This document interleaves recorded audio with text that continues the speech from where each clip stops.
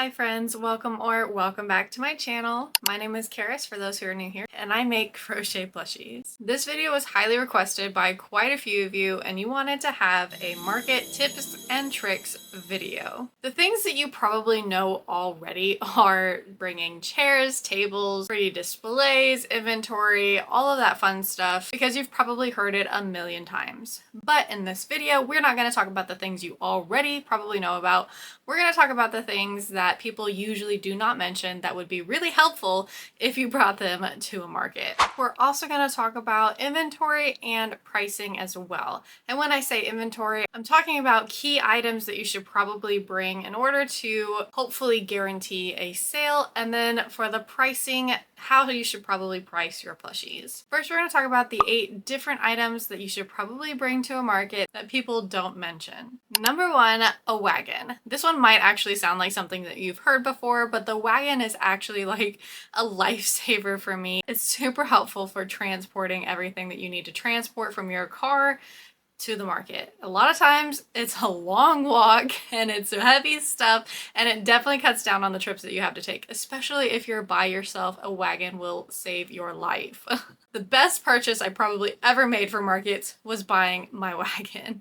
Number 2, you're gonna want some way to keep track of all of the things that you sell and how much you sell it for. Some people will take a paper and a pen and just manually write things, but if you have a market that is really busy, you're gonna want a better, more efficient way to do that. One way that I do it is I use Square, which is a free platform to keep track of all of your inventory. You can also add the sales tax to your items that is appropriate for the area that you're selling in, so that you don't have to manually figure those things out. And you can collect card payments with their free little card reader that just swipes on the card, and you don't need a card reader that has a chip reader in order to read a card. The little swiping free piece will work just fine on chip cards as well. Keeping track of your inventory and how much you sell it for, though, is an absolute must in trying to determine if the market was worth it, what sells really well, what price point did they sell at, so that you can make adjustments for the future. Number 3, a really good thing to bring is some help or a support person. They're gonna come in super handy, not only helping you bring your stuff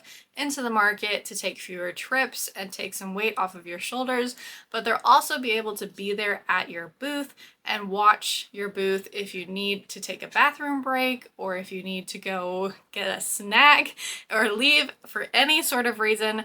They're super good at keeping an eye on your booth, so you don't have to rely on anybody else around you that you don't really know. They're also really good for keeping you company if you have a really long day, like a 10-hour market, so that you're not just sitting there by yourself, kind of bored sometimes when it's really slow. Number 4, depending on how long your market is going to last, you'll probably want to bring some water, some snacks, and something to do. The water and the snacks are really good, especially if you have a market that's 4 hours or more long, because there might not be any food opportunities in the area. Some places do have like concession stands, or you can find other people at the market that are selling food. But a lot of times you're going to be paying a premium price for those things. And if you want to save a little bit of money, it's really good to just bring that stuff with you, and you also don't have to worry about leaving your booth to go get it. And the something to do is really helpful for the downtime, because even if a market is really busy, there's still going to be some breaks, and it's good sometimes to have something to do or work on while you're waiting for more customers to show up. Me personally, I always end up bringing something to do or crochet, but most of the time, I'd say about 80% of the time, I don't actually end up doing it, because I like standing and just greeting people as they walk by, trying to get people to come into my booth. So I spend a lot of time doing that as opposed to working on other projects when I don't have anybody in my booth shopping. But every once in a while, it comes in handy. Number 5, you might not remember to bring this, but you should probably have a bag or something to pack your purchases in that customers make. You can use craft bags, plastic bags, anything that you have at your disposal, but it is good to have something, to bring something with you that they can pack their orders in, so that they can carry it if they need a bag. Sometimes customers already have bags, or they come prepared and they have wagons and they have places to put things. Other times people don't and they would like a bag, so just make sure that you still have that with you, because that comes in handy.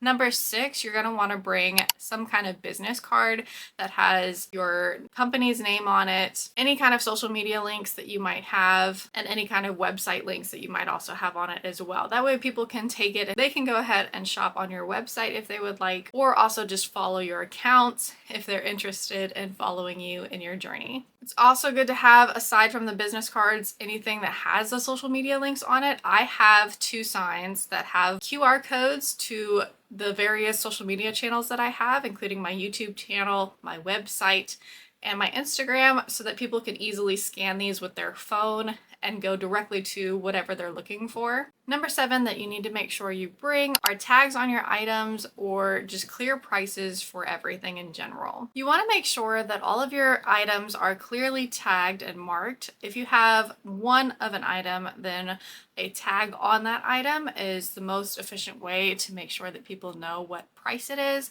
And then if you have multiples of items, then you could have a sign or something that would say what those items cost. This translates to more sales most of the time because people don't usually like to ask how much something costs. Most people just kind of want to know already, and if they don't know, a lot of times they might just pass it up instead of asking. Number 8, you're going to want to bring extra chargers for your camera or your phone or any electronics that you're going to use for your market. Your camera might die if you're trying to record, or your phone might die if you're trying to process payments. So just make sure that you have extra backup for those items so that you're able to continue using them throughout the day. For number 9, and the most important, you want to bring a positive, engaging, and friendly attitude. You really want to make sure that you show as much passion to the customer that you can. So you don't really want to be sitting on your phone, not really welcoming anybody who comes into the booth. You want to make sure that you're just very pleasant to be around and people feel welcome coming in and shopping from you. Moving on now to our second part of the video, we're going over the inventory and also pricing. For the inventory on what you should bring, everybody always wants to bring what's popular, but what's popular is going to change and even vary from market to market. Sometimes it's difficult to try and pinpoint what is going to be popular, but there are a few key things that you should probably follow when it comes to bringing inventory that will help guarantee sales for you. The first important part of inventory that you should probably bring is going to be items that are $15 or under for people that don't really want to break the bank, but they still want to support you or they still want to buy something from you. Leading into number 2 with this point is that you want to make sure that you have multiples of those smaller items, like the keychains, the little pocket friends, just anything that is on the more affordable side. You do want to make sure that you have a bunch of, because chances are it's one of the things that's going to be bought the most. The last part of inventory that you should bring are bigger plushies.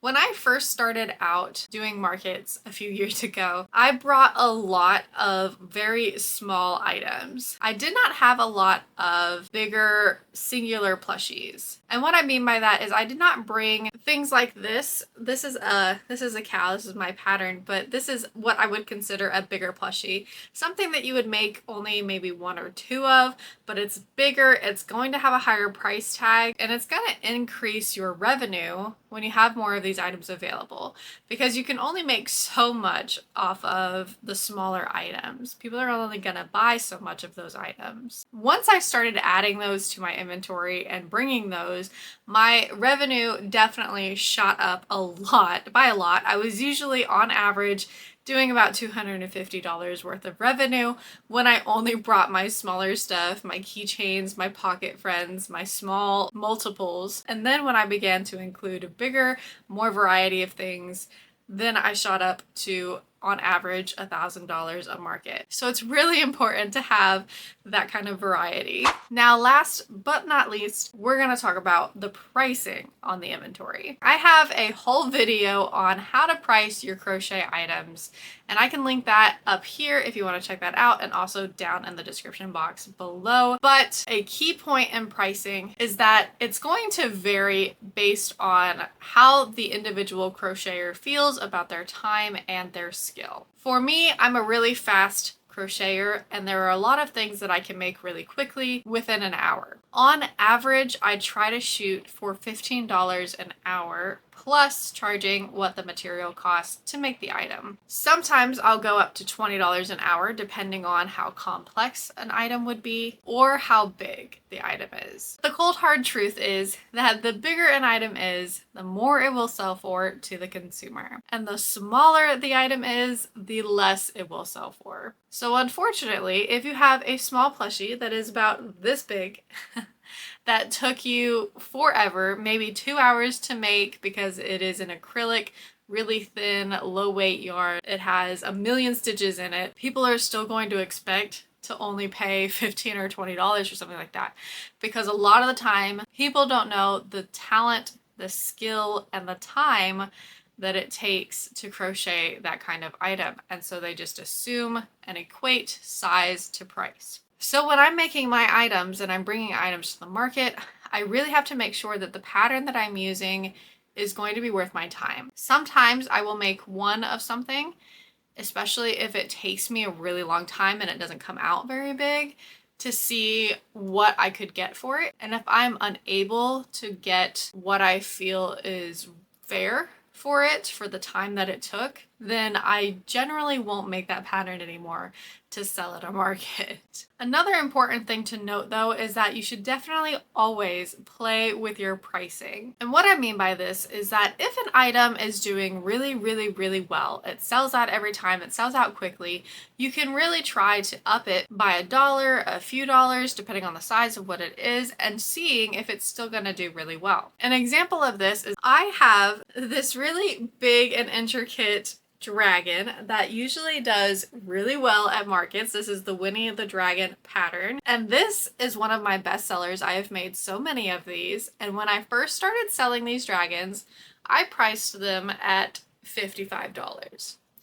You might gasp because if you've ever made this pattern before, you know that it takes like 3 hours to make, and it takes about $15-ish, $20 of materials. So $55 was really low. But at the time, it was the first time I was selling them, and I really wasn't sure what people would think would be a good price for them. At $55, they flew off the shelves, and I only sold 1 or 2, so it wasn't like I had 10 and they all sold in the hour, but it was enough for me to know, like, hey, I think I'm underpricing these. So the next market, I made 1 or 2, I priced them at $65, flew off the shelves, increased $10, and they still went like crazy. I got so many people and so many comments when they looked at the price tag for the dragon. They were like, wow, I was expecting it to be like $100. And that really gave me a guideline on how much more I could probably jump up this dragon and still make a good profit off of it that was actually worth my time and the materials. So I went up to $75. And again, they do really well. So currently my dragons are $80 because I think that that is really fair for how long it takes and the materials that it takes. And I don't think I'm gonna go any more than that, but that goes to show that I started at $55 and I could have been charging $80 for it and they still would do really well. So definitely be sure to play with your pricing. And the same thing applies to smaller plushies as well.